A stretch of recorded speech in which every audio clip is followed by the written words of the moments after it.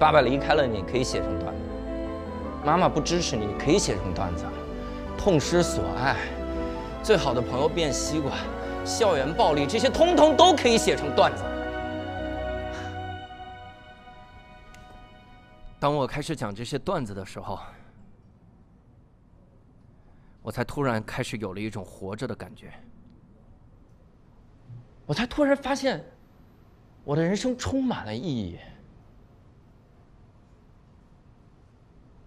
说来很好笑，过去的24天，我一直在努力地提高我的意义值。